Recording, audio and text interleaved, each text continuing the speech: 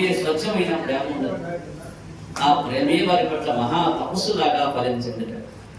వారిపై స్వామి యొక్క అనుగ్రహం ప్రసరించింది. వారికి తమ పరంధామాన్ని ఒకసారి చూపించాలనుకున్నాడు.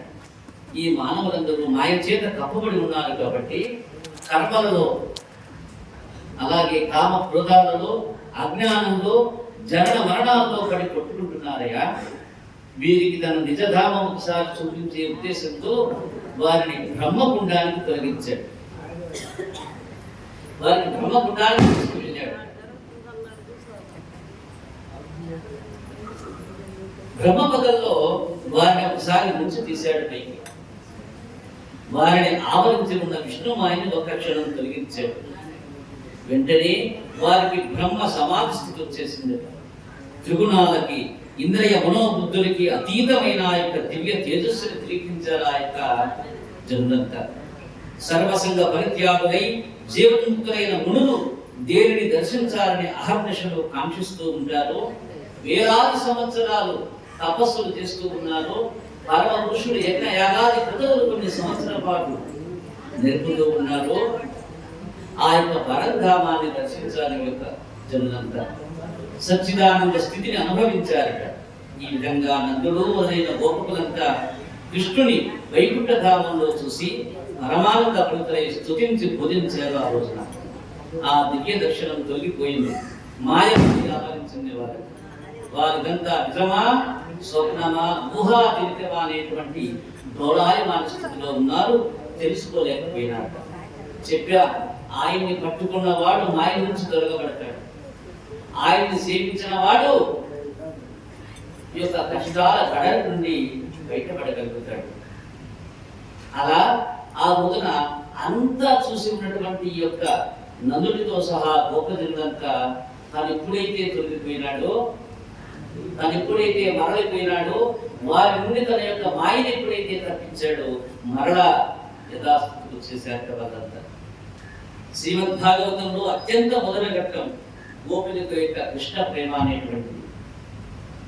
కృష్ణ ప్రేమతత్వాన్ని సరిగా అర్థం చేసుకోవాలంటే దీన్ని ఆధ్యాత్మికంగా పరిశీలించాలి.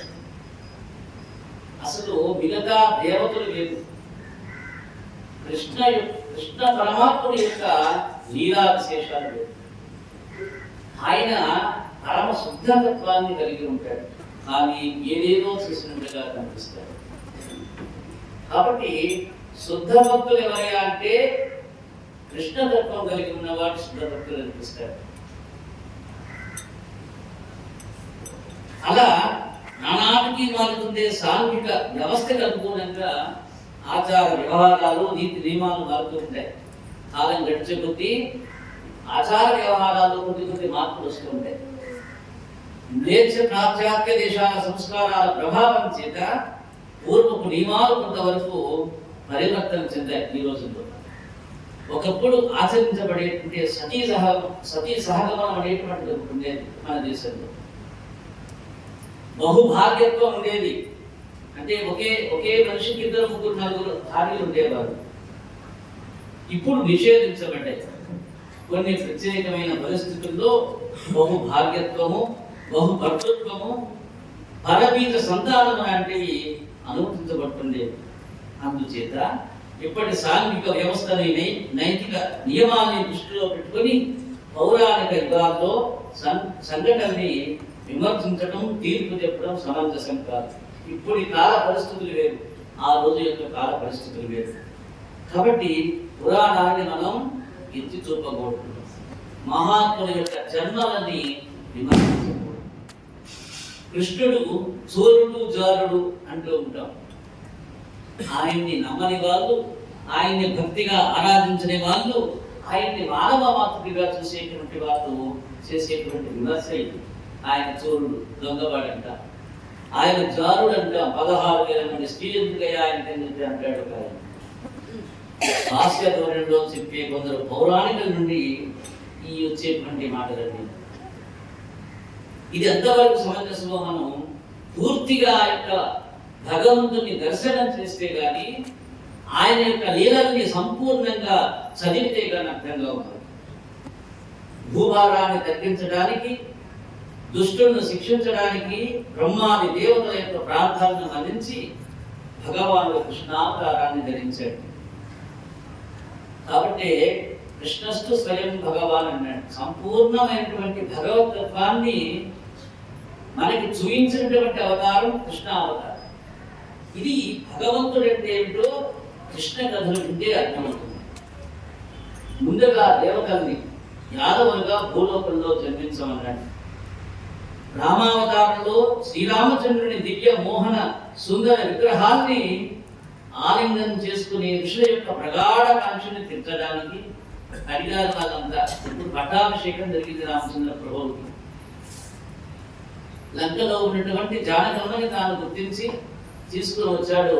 ఆ యొక్క లంకాధీశుడైనటువంటి దశకట్టుడైన రామన బ్రహ్మని సంహరించి అలా వచ్చిన తర్వాత భరతుడు అప్పటి వరకు భరతుడి యొక్క పాలికలో ఉన్నటువంటి ఆ యొక్క అయోధ్య నగరాన్ని సాకేతపురాన్ని ఇక రామచంద్ర ప్రభువుకి అప్పగించారు. అందరూ పట్టాభిషిక్తుడు అయిపోయినాడు. సీతమ్మని పక్కన కూర్చోబెట్టుకున్నాడు. ఆ రోజున ఎవరైతే తనకి సహాయకంగా ఉన్నారో, ఎవరైతే తనకి మిత్రులుగా ఉన్నారో, ఎవరైతే తన యొక్క బంధుజనులుగా ఉన్నారో వాళ్ళందరినీ ఆనందింపజేసేటువంటి ప్రక్రియలో అందరిని ఆహ్వానిస్తూ ఉన్నాడు, వారిని సత్కరిస్తూ ఉన్నాడు, వారిని పొగుడుతూ ఉన్నాడు రామచంద్ర ప్రభువు. అందరైపోయి తిరుగు ప్రయాణమైన ఇక అదే ఆఖరు, ఇక ఎవరిలకు వాళ్ళు వెళ్ళిపోవచ్చు. ఈ సందర్భంగా సుగ్రీవుడు అలాగే విభీషణుడు వీళ్ళంతా సెలవు తీసుకొని తిరుగు ప్రయాణం అవుతూ ఉన్నారు. నిండు సభ, బాగా నిండుగా ఉండిపోయిన రోజు సభ, వీడ్కోలు సభ. అలాంటి ఆ సమయంలో ఈ యొక్క ధర్మస్వరూపాన్ని చూశారు ఎవరు? మహాపురుషులు, మహానుభావులు, ఋషువర్యులు, తపసంపన్నులు. నిత్యము బ్రహ్మైక్య స్థితిని తాను చూసేటువంటి వాళ్ళ యొక్క మహాత్ములంతా దగ్గరగా చూశారు. రామచంద్ర ప్రభు యొక్క ఋషుల యొక్క నిత్యకరణ ఏమిటి? ధర్మాన్ని ఆచరించడం. అదే రాజులైతే పరిపాలన చేయడం, దానిలో నిపుణతల్ని చూస్తారు, వారిని గుర్తిస్తారు గొప్పవాళ్ళు. క్రికెట్ చూసేవాడు బాగా ఎవరు పట్టగలనా, బాగా ఎవరు బాల్ వేయగలనా వాడు చెప్తాడు. అలానే ధర్మనిష్ట కలిగినటువంటి ఋషులు తపసంపన్నులు ఎవరిని గుర్తిస్తారు? ధర్మస్వరూపాన్ని గుర్తిస్తారు. ఇలా పరిపూర్ణమైనటువంటి ధర్మాన్ని ఆచరించిన రామచంద్ర ప్రభు యందు వీళ్ళందరూ పరమ భక్తి భావాన్ని కలిగి ఆయన్ని ఆలింగనం చేసేటువంటి భాగ్యాన్ని కోరుకున్నారు. అయితే అప్పుడు పరమాత్ముడే రామచంద్ర ప్రభుయే స్వయంగా చెప్పాడు, ఈ అవతారంలో మీకు ఆ యొక్క హక్కు లేదు, అవకాశం లేదు. నేను మరలా వచ్చే జన్మలో, వచ్చే అవతారంలో నేను కృష్ణ పరమాత్మగా అవతరిస్తాను.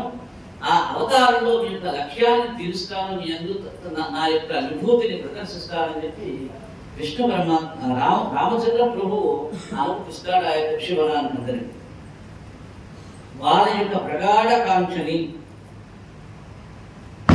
ఏమిటి? వాళ్ళ కాంక్ష దివ్యమోహన సుందర విగ్రహాన్ని ఆలింగనం చేసుకోవాలనేటువంటి కోరిక వాళ్ళది. అది ఇదిగో ఈ జన్మలో తెలుస్తారన్నాడు. ఆ విధంగా తాను అవతరిస్తూనే వాళ్ళందరినీ కూడా భూమి మీద ఆ గోపుల జన్మను ఎత్తించాడు పరమాత్ముడు.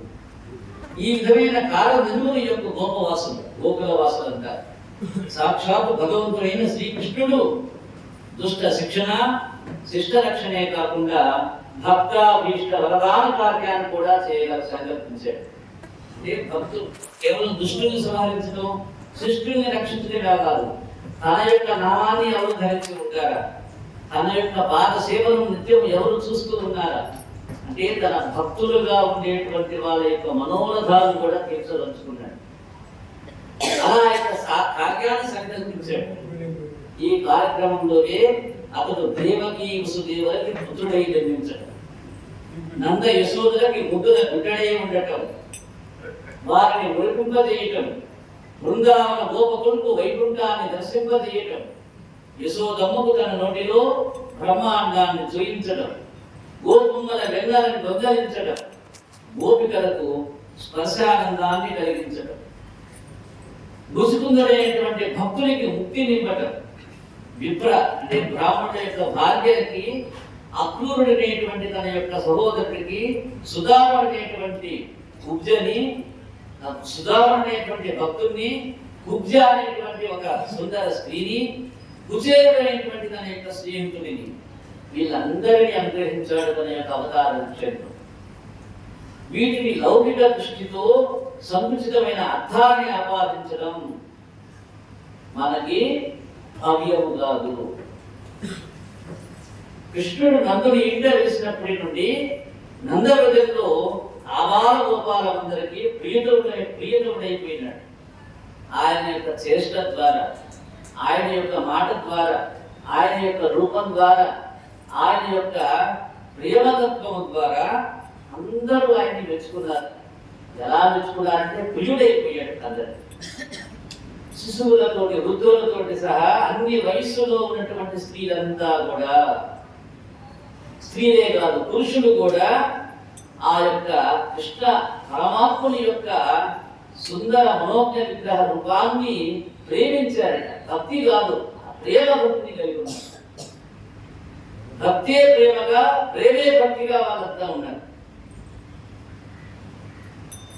స్త్రీ పురుషునే కాకుండా గోవులు వాటి దూడలు కూడా అతని యొక్క సమ్మోహన శక్తికి వశమైపోయినాయట. ద్వాపర యుగంలో దివ్య అవతార లక్ష్యమైనటువంటి కృష్ణ పరమాత్మ.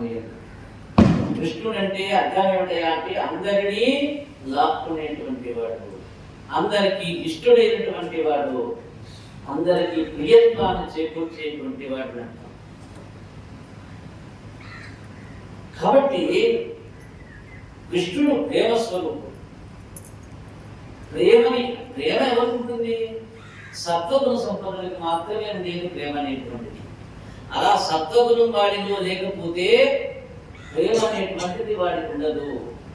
ప్రేమ అనేటువంటి పేరుతో మోసం చేసేటువంటి గుణం ఉంటుంది. ప్రేమ అనేటువంటి పేరుతో కామం తీర్చుకునేటువంటి గుణం ఉంటుంది. ప్రేమ అనేటువంటి పేరుతో దుష్టత్వాన్ని యొక్క విశ్వానికి చూయించేటువంటి తత్వం ఉంటుంది వాడికి. అందరికీ గుణమే ప్రధానం అన్నాడు భగవద్గీత. అటువంటి కృష్ణుని ప్రేమించకుండా ఎవరినే కనుడు యొక్క విశ్వాసం. కృష్ణుడు గొల్లల రాజైనటువంటి నందునికి లేక పుట్టిన ఏకైక పుత్రుడు. అతడు దొంగిలించేవాడని చెప్పబడే ఆ పాలు వెన్నలు నందుని ఇంట కోపరులుగా ఉన్నాయి. వాళ్ళు సంపద ఏమిటి? వాళ్ళకి భూములే. పాత రోజుల్లో వాళ్ళకే కాదు, రైతులందరికీ సంపద ఏమిటంటే భూములే. ఏం చెప్పేవాళ్ళయా రామయ్య గారు పాత రోజుల్లో? పలానా ఆయన ఎలాంటి వాడు అంటే ఆయనకేమి 3 గాలు ఎద్దులు ఉండేవారు. అవును, గోవులు లెక్క చెప్తే గానీ వాళ్ళ ఆస్తి విలువెంతో అర్థమయ్యేది. తర్వాత రోజుల్లో 3 గాలు ఎద్దులు అనేవారు. నాకు పూర్తిగా తెలియదు, నేనేదో కొద్దిగా జ్ఞానంతో చెప్తున్నాను. పాత రోజుల్లో పిల్లలు ఇవ్వాలంటే ఏమిటి? ఆస్తులు, అంతస్తులు, ఎన్ని ఇల్లు, ఎన్ని ఎకరాలు కాదు, వాడు ఇంజనీరా, డాక్టరా, యాక్టరా కాదు. లెక్క ఏమిటి అంటే ఎన్ని గోవులు ఉండేవారు. తర్వాత రోజుల్లో ఎద్దులు లెక్క చెప్పేవారు. ఎన్ని గాలు ఎద్దులు అనేవారు. 3 గాలు ఎద్దులు అయితే ఆయనకి ఏమనేవారు. కాబట్టి అసలు వాళ్ళ సంపద ఏమిటంటే ఆ రోజుల్లో నందవ్రజంలో నందుని యొక్క సంపద ఏమిటి అంటే గోవులే. గోవులు కూడా పాలకి పెరుగుకేవి లెక్క. అవి పోతే ఏమి, బాలకు వస్తేనేమి, తీసుకెళ్లి తగలబెడితేమి. మన ఇంట్లో ఒక 10 ఎకరాలు నాగాని పంటుంది అనుకోండి, బస్తాలు అట్టుకునే వాళ్ళు ఇస్తారు. అది లెక్క మనకి. అలానే దొంగలించడం ఏమిటది? అది ఆయన ఆటలు, ఆయన లీలలు, ఆయన యొక్క ప్రేమతత్వం. సహజంగా నేను ఒక ఆయన నుంచి పని చేయించుకున్నానంటే అర్థం ఏమిటి? వాటి కొంత ప్రేమ ఉన్నట్టు. గుడిగా చేయించుకున్నట్టు అది కోపం ఉంటే వాడికి ఆ పని చెప్తానా? అది ప్రేమ. ప్రేమ ఉన్న చోట మనస్సు ఉంటుంది, మనస్సు ఉన్న చోట ప్రేమ ఉంటుంది. కాబట్టి ఇది ఏం చెప్తాడు? గంగనం చేశాడని చెప్తాడు అజ్ఞాని. విషయ పరిజ్ఞానం లేనటువంటి వాడు మన యొక్క మతతత్వాన్ని, మన యొక్క హిందూ సాంప్రదాయాన్ని, ధర్మ నిరిష్టతని, ధర్మ గరిష్టతని తగ్గించేటువంటి తత్వంలో మన యొక్క దేవత విమర్శన చేస్తాడు. చిన్న చిన్నగా మన వాళ్ళకే పొడుగు చేసి పోస్తాడు. కాబట్టి ఇది ఏంటి అంటే కేవలం ఆయన దేవతత్వం మాత్రమే. కృష్ణునికి ఏది కావాలన్నా వెంటనే అందించే మాతృమూర్తి యశోదమ్మ. మరి బాలకృష్ణుడు గోపమ్మల ఇంటిలోని వెంటనే దొంగిలించడంలోని అంతర్యం ఏంటి తెలుసుకోవాలి. ఈ విషయాన్ని కొంచెం ఆధ్యాత్మిక దృష్టితో చూడాలి. పాలలోని అత్యుత్తమ భాగం ఏంటి చూడండి. పాలు గొప్పవి వరే మంచివి చెప్పంటారు. పాలని ఒక రోజు చెప్పండి ఏమైపోతాయి? ఆడిపోతాయి. పాలని బాగా మరిగించి పెట్టండి, 2 రోజులు ఉంటాయి. ఆ పాలని మరిగించిన తర్వాత తోడు వేయండి, ఏమవుతుంది? పెరుగు అవుతుంది. పెరుగు ఎన్ని రోజులు ఉంటుంది? 3 రోజులు ఉంటుంది. ఆ పెరుగుని బాగా మరిగించండి, ఏమొస్తుంది? అన్నం వస్తుంది. ఆ విధంగా 2 రోజులు ఉంటుంది, 6 రోజులు ఉంటుంది. ఆ వెన్నని బాగా కరిగించండి, ఏమొస్తుంది? నెయ్యి వస్తుంది. నెయ్యి 2 రోజులు ఉంటుంది, సంవత్సరమైనా. కాబట్టి ఈ పాలలో అత్యుత్తమ భాగం ఏమిటి? వెన్న. పాలని తరచి తరచి చిరిగితే లభ్యమైన నవనీతమైన నవనీత అంటాడు వెన్నని. అలాగే మానస సాగరాన్ని తరచి తరచి మదించితే ఉత్పన్నమయ్యేదే నవనీతం అనేటువంటి భక్తి. ఇది మనస్సు కొలతలిదండి, మానవులకి అంతంత మాత్రంగా అవగతమయ్యేటువంటివి కాదు. మనసు కొలతలు. ఎంత ప్రేమించాలంటే ఎంత ప్రేమించాలని చెప్తాడు. కొలత ఏమన్నా ఉందని మనసు కొలతలు అర్థం కావు. మనసు కొలతే పరాకాష్ట ఏమిటంటే ప్రేమ. అంటే ప్రేమ ఎక్కడిది? భక్తి ఉన్న చోట ప్రేమ, భావం ఉన్న చోట ప్రేమ, భయం ఉన్న చోట ప్రేమ. కాబట్టి నవనీతమే భక్తి ప్రవృత్తులు. ఇదే భగవంతునికి అత్యంత భీతికరమైన నైవేద్యం. ఏమిటయ్యా ఇది? అతి అతి పెద్ద నైవేద్యం. అంటే భగవంతుడు ఎవరికి పరాధీనుడు? భక్త పరాధీనుడు. భక్త పరాధీనుడు అంటే ఆయనలో ఏమున్నట్టు? భక్తి ఉన్నట్టు. కాబట్టి దీన్నే అతడు భక్తుల నుండి తీసుకుంటాడు. ఏం తీసుకుంటాడు? వెన్న అనేటువంటి స్థాయిలో ఉన్న భక్తిని ఆయన తీసుకుంటాడు. అంటే ఇప్పుడు భక్తి ఎలా ఉండాలి? పాలలాగా ఉండాలా? పెరులాగా ఉండాలా? వెన్నలాగా ఉండాలా? నెయ్యిలాగా ఉండాలి. అంటే బాగా మరిగించి మరిగించి మరిగించి పాలని మరిగించాం, తోడు వేసాం, దాన్ని మరిగించాం, దాన్ని బాగా మదన చేశాం, దాన్ని మరిస్తే వెన్న వచ్చేసింది. వెన్నని బాగా మళ్ళా తెల్లబెట్టాం, భక్తి వచ్చింది. వెన్న నెయ్యి అనేటువంటి భక్తి వచ్చేసింది. మానవుడు కూడా మనిషిలో ఉన్నటువంటి పంచేంద్రియ జ్ఞానేంద్రియాలు, కర్మేంద్రియ జ్ఞానేంద్రియాలని మదించి మదించి మదించి మదించి నానబెట్టి నానబెట్టి నానబెట్టి ఎండబెట్టి ఎండబెట్టి ఎండబెట్టి సృష్టింపజేయాలి ఆ యొక్క ఇంద్రియాలని. ఆ నానబెట్టడమే మనం అనుకునేటువంటి శౌచము. శౌచం అంటే శుద్ధి.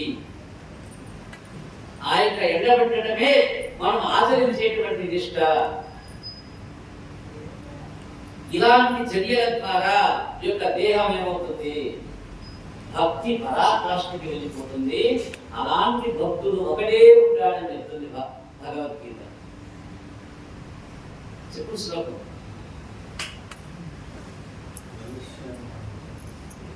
అలాంటి నన్ను గుర్తించేటువంటి భక్తులు ఒకటే ఉంటాడు వేలలో లక్ష్యంలో అంటాడు. దీనినే అతడు భక్తి నుండి తీసుకుంటాడయ్యా. అందుకే అతన్ని మానస చోరుడు అన్నాడు. మనిషిలోని ఏ అంగం ఇష్టం అంటే భగవంతుడికి మనస్సు. మనసు అనేటువంటి ఇంద్రియం సాక్షాత్ భగవంతుడేను. మనిషిలో ఉండే ఇంద్రియాల్లో మనసు ఏమిటి అంటే కృష్ణ పరమాత్ముడే. కాబట్టి ఆయన్ని గుర్తించకుండా అనేక రకాల ఫోటోని తగిలిస్తాం మనం. బాహ్యం నందు గోడలను నిండా పట్టాలి. బుద్ధిలో అనేక రకాల రూపాలు, చేష్టలు అనేక రకాల చేష్టలు. నామాలా కూర్చుంటే 100 మంది దేవతలు గుర్తొస్తూ ఉంటారు. భగవంతుడు అనేటువంటి ఆయన ఎవరో మనం గుర్తించలా, ఇంకా భగవంతుడిని మనం చూడలేదు ఇంకా. కానీ ఎవరైతే శుద్ధ భక్తులు ఉన్నారో వారి యొక్క మనస్సే భగవంతుడు అన్నాడు. చిత్తచూరుడు అని చెప్పి భక్తులు స్తుతిస్తూ ఉన్నారు ఆయన. తమకు ఆ యొక్క విషయం తెలియకపోయినా గోపములు పరిపక్వత చెందిన భక్తులుగా నడిచిపోయినారు. ఎంత భక్తి వాళ్ళకి! నన్ను గుర్తించాలంటే, నేను నీకు వశమవ్వాలంటే చేతులు ఎత్తేసేయమన్నాడు. ఇలా పట్టుకుని ఉన్నాక వివస్త్రడే ఉంది, నదిలోంచి బయటకు వస్తే నేను ఇస్తానన్నాడు. పైకి వచ్చారు పాపం వాళ్ళు, సిగ్గు విడిచి చేతులు కూడా తీసేయమన్నాడు. అది కూడా ఎలా పెట్టమన్నాడు, పైకి ఎత్తి నిలబడి నమస్కరించమన్నాడు. ఏమిటా ఇదంతా? వాళ్ళు బూతులు చెప్తారు. ఈ యొక్క జ్ఞానం లేనటువంటి వాడు, శరీర వాంఛ లేనటువంటి వాడికి ఎప్పటికీ చడని వస్తువు అయిపోతుంది. శరీర వాంఛ లేని వాడు చడని వస్తువై ఉంటాడు యొక్క విశ్వంలో. కాబట్టి అన్ని వదిలేసి ఈ యొక్క దేహాన్ని, బుద్ధిని, మనస్సుని నాకు అర్పించవయ్యా. నిరంతరము నిత్యము నన్ను స్మరిస్తూ ఉండు. నారాయణ శబ్ద మాత్రం విముక్త దుఃఖ అస్తులో భవంతు అన్నాడు భగవంతుడు. కేవలం నా యొక్క నామమైన నారాయణ శబ్దాన్ని నీవు నిత్యము నిరంతరము ఏ మానవుడు స్తుతించగలుగుతాడో, స్తోత్రించగలుగుతాడో, నిరంతరం దాన్ని అనగలుగుతాడో, ఆ యొక్క నామం యొక్క రూపాన్ని తాను చూడగలుగుతాడో, మనస్సులో ఆ యొక్క రూపాన్ని నిక్షిప్తం చేసుకుని ఉండబడతాడో, వాడు నిత్యము నన్ను చూడగలుగుతాడు. అలాంటి భక్తులు నాకు ఇష్టము. వాడికి సుఖములు ఉండవు, దుఃఖములు ఉండవు. నిరంతర అవ్యాజ్యమైనటువంటి నా యొక్క ప్రేమ కరుణ సమ్మిళితమై అతడు నిత్యము ఆనందాన్ని అనుభవించగలుగుతాడు. సుఖంలో కూడా ఆనందం లేదు. ఈ విషయాన్ని మనం గ్రహించాలి. సుఖం తర్వాత ఏమొస్తుంది? కష్టం వచ్చేస్తుంది. కాబట్టి సుఖంలో ఆనందం లేదు, తర్వాత వచ్చేది దుఃఖం. కాబట్టి ఆనంద అతిశయంగా ఉండాలి, ఆనందం కూడా అతిశయంగా ఉండాలి. ఆనంద అతిశయం కావాలంటే ఆనంద స్వరూపుడైనటువంటి ఆ యొక్క నాథుణ్ణి మనం గుర్తించగలగాలని చెప్పి భాగవతాన్ని ఎరిగిన వాడు ఎరగగలడు. ఎవరు ఎరగగలరు యొక్క మాటని? భాగవతాన్ని ఎవరు ఎరుగుతారో వారు భగవంతుని ఎరగగలరు. కాబట్టి జన్మలో ఒక్కసారి నా భాగవతాన్ని శ్రవణం చేయమని చెప్తుంది మనకి శాస్త్రం. వేదం పలుకుతుంది యొక్క భగవంతుని గుర్తించమని చెప్పి. అలాంటి ఆ యొక్క అపూర్వమైనటువంటి అమోఘమైనటువంటి సంకల్పంతో మనం చేస్తూ ఉన్నటువంటి యొక్క యజ్ఞ యొక్క ఫలం మనకందరికీ అందేలాగా విశ్వరూపుడు, విశ్వేశ్వరుడు, విశ్వాత్మకుడు మహావిష్ణువు తాను మన యొక్క ప్రపత్తిని అందుకొని మన యందు ప్రసన్నుడై అవ్యాజ్యమైనటువంటి తన యొక్క అనుగ్రహ ఫలాలు మన మీద కురిపించాలనేటువంటి తత్వాన్ని స్వామి పాదాలయందు ఉంచుతూ జై రమారమణ వాసుదేవ వాసుదేవ వాసుదేవ భోజన విరామం తీసుకొని మళ్ళా కలుగుతాం.